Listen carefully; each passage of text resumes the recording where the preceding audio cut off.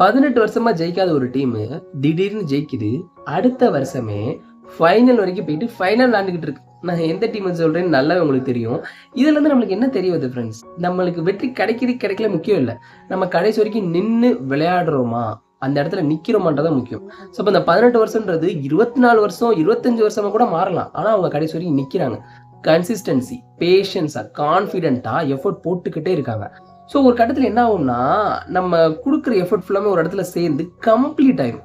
இதுக்கு அடுத்து இவனுக்கு ஃபெயில் வர்றதுக்கு வாய்ப்பே இல்லைன்ற மாதிரி அந்த ஒரு கேஸுக்கு போயிரும். அதுதான் இங்க நடக்குது. ஸோ இப்போ லாஸ்ட் டைம் ஜெயிச்சாங்களா? இந்த டைமும் ஜெயிச்சாலும் அது பெருசா ஆச்சரியப்படுறதுக்கு இல்ல. ஒரு டைம் நீ இதுக்கு முன்னாடி தோல்விகளை பார்த்திருப்ப.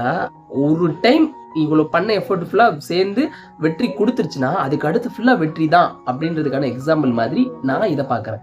ஸோ இந்த மாதிரி நீங்கள் ஹார்ட் ஒர்க் பண்ணிக்கிட்டு இருக்கவங்க, ஆஸ்பிரன்ஸ், நீங்கள் எக்ஸாம் ப்ரிப்பேர் பண்ணுறீங்க, ஏதோ சம்திங் அச்சீவ் பண்ண நினச்சிக்கிட்டு இருக்கவங்க பாதியிலே போயிடாதீங்க. கண்டிப்பாக வெற்றி உங்களை தேடி வந்துக்கிட்டு இருக்கு. நீங்கள் வெற்றியை தேடி போகிறது ஒரு பக்கம், வெற்றி நம்மளை தேடி வந்துக்கிட்டு இருக்கு. ஸோ அதனால வெயிட் பண்ணுங்க.